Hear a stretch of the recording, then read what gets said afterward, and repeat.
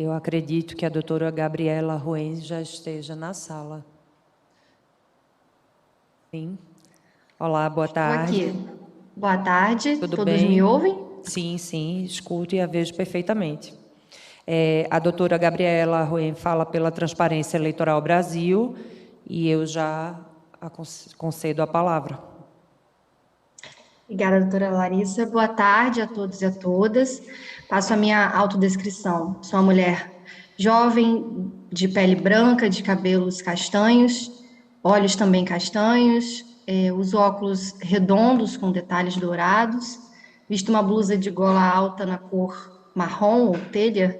Estou sentada numa cadeira de frente para o computador e ao fundo tem uma parede branca. Então, sou Gabriela Roen, estou falando em nome da Transparência Eleitoral Brasil. No primeiro turno, eu optei por trazer uma abordagem um pouco mais teórica, enfim, do que dispõe a lei, tentando estabelecer um plano de fundo para trazer agora, de forma mais objetiva, as respostas aos questionamentos propostos. E a questão que se coloca agora é sobre a disponibilização, né, a publicidade das certidões criminais. E eu queria destacar, como já foi até muito destacado pelos que me antecederam aqui, esse critério do tempo, né? Primeiro, dizer que concordo com o que já foi exposto aqui, não me recordo exatamente por quem, mas no sentido de haver um redimensionamento do período crítico, do que se entende por período crítico eleitoral. Porque, a nosso ver, esse período começaria com o registro da candidatura e teria fim com a diplomação. Né? O registro de candidatura, porque é o primeiro momento em que essas certidões vão ser analisadas.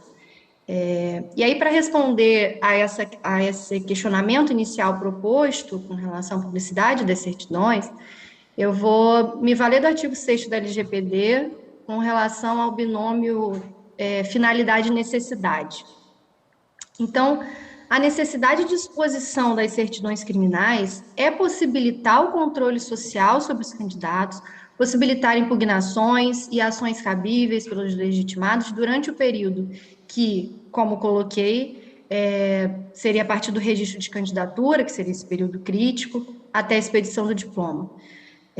Se a necessidade, pela definição legal, é a limitação do tratamento mínimo necessário para a realização das finalidades, então a manutenção das certidões por tempo além do necessário não se justificaria, uma vez que não haveria interesse no acesso a essas certidões, por exemplo, de um não eleito. E aqui, partindo para o segundo ponto, defendemos a diferenciação entre candidatos eleitos e candidatos não eleitos por motivos óbvios, né?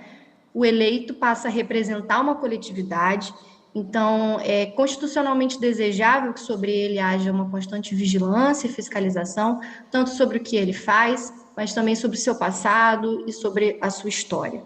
E aí, nesse momento, eu vou fazer de novo a comparação que eu fiz mais cedo em relação ao julgamento do Supremo em relação aos dados dos servidores públicos no portal Transparência, né, com a devida semelhança, né, e com as devidas diferenças, mas que aquele que ingressa na disputa eleitoral sabe que estará mais exposto, que será mais observado e mais fiscalizado.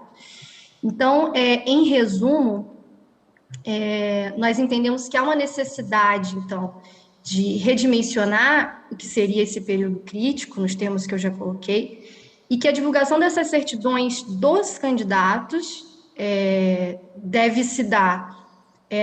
As certidões criminais dos candidatos devem ficar expostas e públicas nesse período crítico eleitoral, que iria até a diplomação, e após isso deveria haver essa diferenciação entre eleitos e não eleitos, porque apenas interessa à sociedade continuar tendo critérios, né, de fiscalização, pelo que foi colocado, ter acesso às certidões dos eleitos pelo período em que ele estiver na vida pública. E isso estaria de acordo com esse binômio necessidade e finalidade do artigo 6º da LGPD. Então, é necessário fazer essa diferenciação da temporalidade entre os eleitos e os não eleitos, que foi muito no sentido que foi também exposto aqui por outros colegas que já falaram. Então, a nossa contribuição é essa. Muito obrigada. Nós te agradecemos, doutora Gabriela.